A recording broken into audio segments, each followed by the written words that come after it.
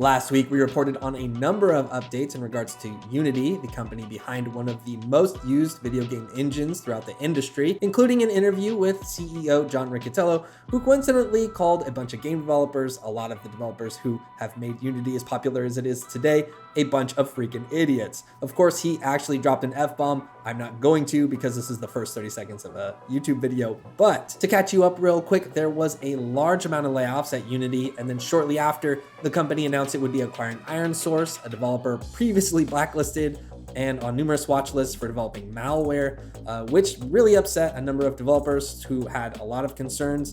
And following the significant amount of backlash from those decisions, the company's CEO, John Riccitiello, responded in an interview with PocketGamer saying, "Some of these people are my favorite people in the world to fight with. They're the most beautiful and pure, brilliant people. They're also some of the biggest idiots." There was a ton of backlash to his comments and other things Riccitiello said in the interview, to which Riccitiello responded again in a tweet saying, "Clickbait out of full context. Deeply sorry if what I said offended any game dev. Absolutely love the people that make games. Creative, hard work. Hashtag Unity." Now, I know there are a lot of kind of disagreements and discussions around what actually constitutes clickbait here on YouTube, but I fully believe that the full context of what John Riccitiello said is in that PocketGamer interview. I don't really think this has been blown out of context in the way that he's kind of alleged here. Basically, what he said was that game developers who aren't interested in monetizing their games as early as possible by integrating, data collection tools as early as the prototype stage are basically idiots. He said, if you don't have this philosophy of success, you're basically an idiot. That's basically what he said in the interview. I'll link it in the description. It's completely in there. You can read it. He doubles down on it. It's not just the cursing part. I think that got a lot of people upset. It's just the kind of mentality that he expressed in that interview after the layoffs and after this acquisition of ironSource. That's really pissed a lot of people off. Titles are short by nature, yes, but John Riccitiello did call a significant number of his most passionate customers idiots in an interview for not wanting to monetize their game the way mobile games do. He may have intended it playfully, but it wasn't received that way. And, he did do that. He did say those things, and he backed it up with, further conversation about what his philosophy was for success and taking Unity and making it a successful company. So it's there, it's all in the interview. And he did say those things that were hurtful to other people. I don't know how else to say it, but it's in there. And those sentiments are like even further backed up by the company's actual actions and decisions to purchase ironSource, which again is a company that's infamous for aggressive development practices, so much so that they've been blacklisted in the past by Microsoft. That's all out there. You can see it, you can find it. It's just plain as day. Now, Riccitiello has issued an official apology via Twitter with a screenshot of plain text, which reads, "To our friends in the Unity community, I owe you this. I want to talk about both what I said in the interview and my follow-up tweet.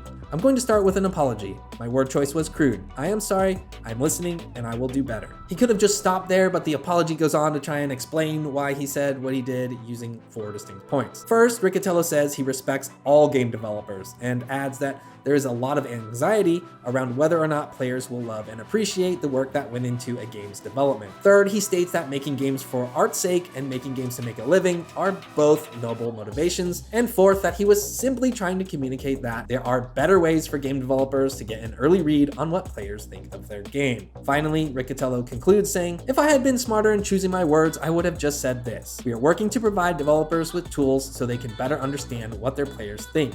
And it is up to them to act or not, based on this feedback." Anyways, that's it. Lots of words and a sentence I wish I had never said. Okay, so you're free to draw your own conclusions from this apology, but I'm gonna try to unpack it a little bit and try to explain why I think it's not really that good. So Riccitiello does say he's sorry, and I guess he does get a point for that, but he doesn't acknowledge why what he said was such a problem, nor does he specifically say how he plans to do better in the future.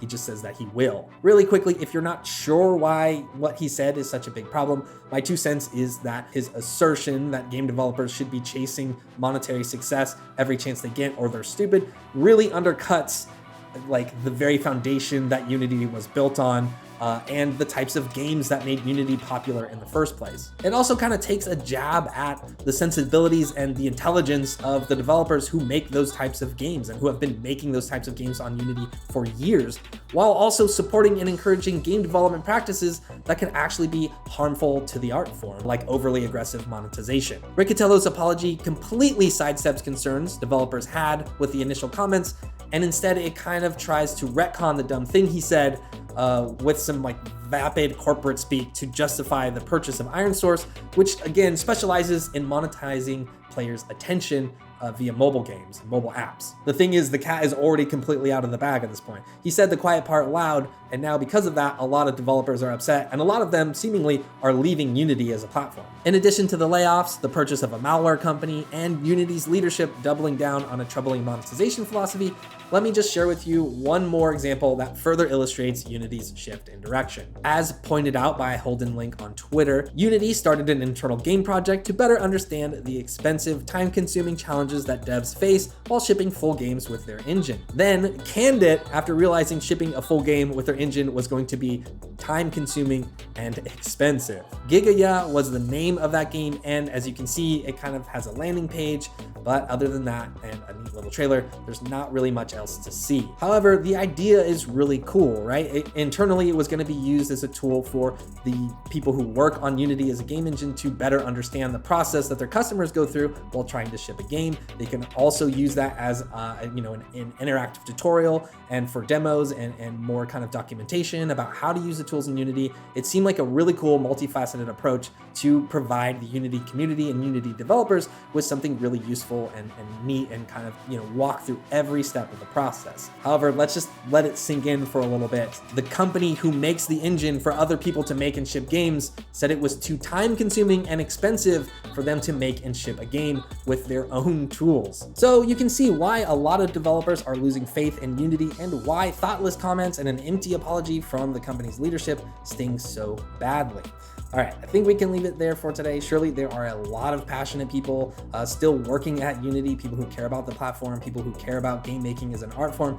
And to them, I wish them the best of luck going forward. It can't be in an easy situation right now. It's probably a very frustrating situation for them. So I wish them the best. Let me know in the comments what you think about John Riccitiello's apology, and also let me know if you think kind of Unity's too big to fail at this point. Maybe they lose some developers and some potential developers over their kind of recent decisions, the layoffs, purchasing ironSource, but maybe it won't affect them in the grand scheme of things because there's just too much money out there to be made from like aggressive monetization of games.